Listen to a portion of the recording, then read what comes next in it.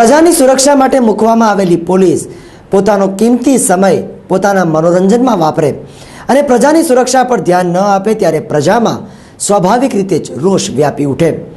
ગત રાત્રે બનેલી આ ઘટનાને કારણે સ્થળ પર લોકટોળા ઉમટી પડ્યા હતા અને તેમણે પોલીસ કર્મચારીઓ પર હપ્તા ઉઘરાવવા અને જુગાર રમવાના આક્ષેપો પણ કર્યા હતા।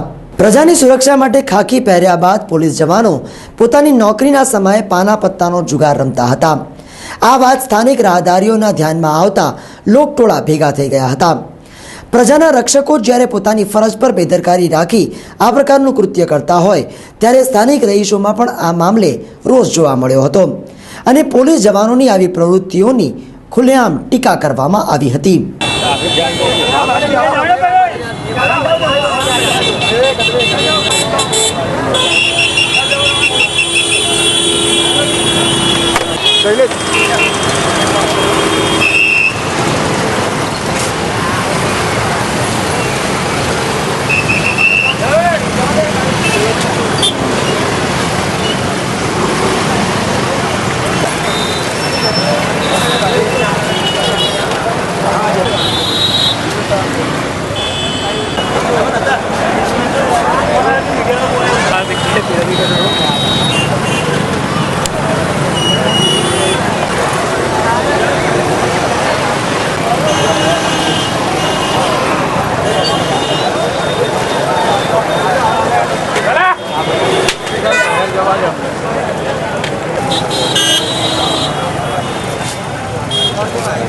खोड़ियार नगर 4 रस्ता ऊपर पहला तो हूँ ये कहीश कि अपनी जान की दुश्मन को जान कहते हैं, अपनी जान की दुश्मन को जान कहते हैं। मोहब्बत की इसी मिट्टी को हिंदुस्तान कहते हैं।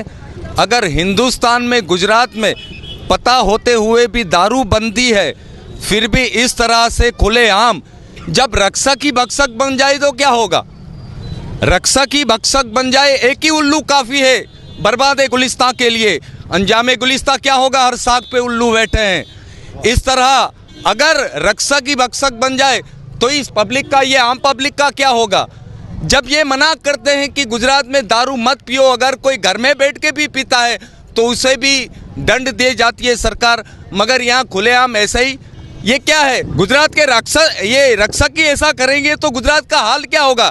ये लोग क्या कर रहे थे, आपने क्या देखा और क्या हुआ? ये ताश खेल रहे थे बड़ी मजे से, जैसे कोई कैरम बोर्ड खेल रहा हो वैसे ही ताश खेल रहे थे। उसको जुआ बोलते हैं। उसको जुआ ही बोलते हैं, उसको क्या कहेंगे?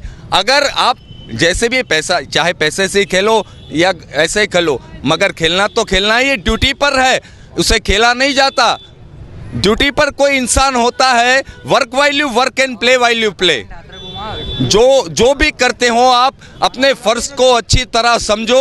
आप एक जिम्मेदार नागरिक हो, जो पब्लिक के रखे वाले हो, उस तरह से आप पेश आओगे तो ठीक बात है। अरे सरकार, कौन सी सरकार को कहेंगे हम? कौन सी सरकार को कहेंगे ये बताओ? मैं किसी का नाम लेना नहीं चाहता, मगर यहाँ जो भी आते हैं सिर्फ खाने ही आते हैं।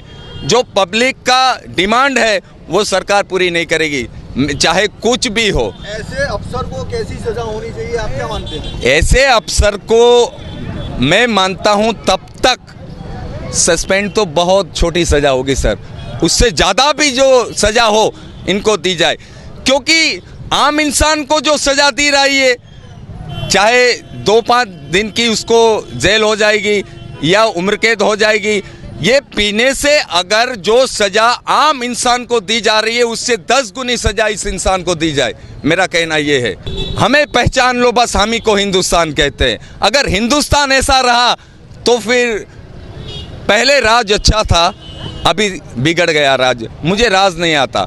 पीसीआर वाहन અને પોલીસ પબ્લિકની સેવા માટે હોય છે।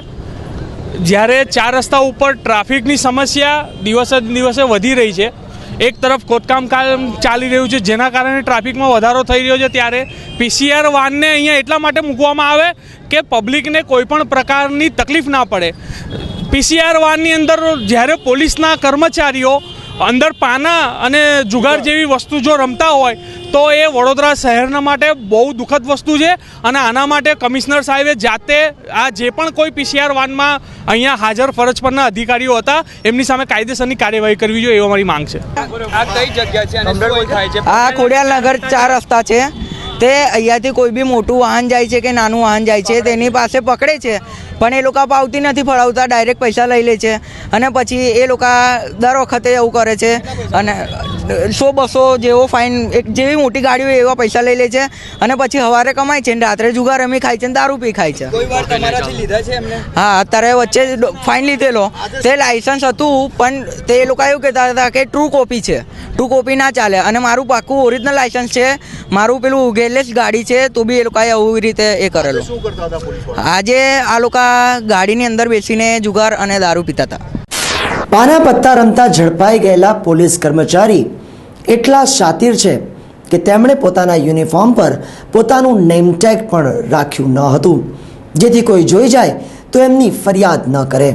ઓન ડ્યુટી પીસીઆર વેનમાં બેસીને પત્તા રમી રહેલા પોલીસ કર્મચારીની સામે જ્યારે કેમેરો મૂકવામાં આવ્યો ત્યારે એક વાત ધ્યાન પર આવી કે એ પોલીસ કર્મચારીએ પોતાના યુનિફોર્મ પર પોતાનું નેમ ટેગ રાખ્યું ન હતું, જેથી કરીને એ કર્મચારીના નામ વિશે કોઈને જાણ ન થાય અને એ કર્મચારી અંગે ઉચ્ચ સ્તરે ફરિયાદ પણ ન થાય. પોલીસ કર્મચારીનું નામ જાણવાનો જ્યારે પત્રકારે પ્રયત્ન કર્યો ત્યારે તો પત્રકારને લાફો મારી દેવાની ધમકી આપી, પણ પોતાનું નામ તો ન જ જણાવ્યું. આ પોલીસ કર્મચારી એટલી હદે શાતિર હતો કે એને ખબર હતી કે કોઈ પણ વ્યક્તિ એને ગમે ત્યારે રંગે હાથ ઝડપી પાડશે અને તેમાંથી છટકવાની એણે બારી પણ તૈયાર જ રાખી હતી.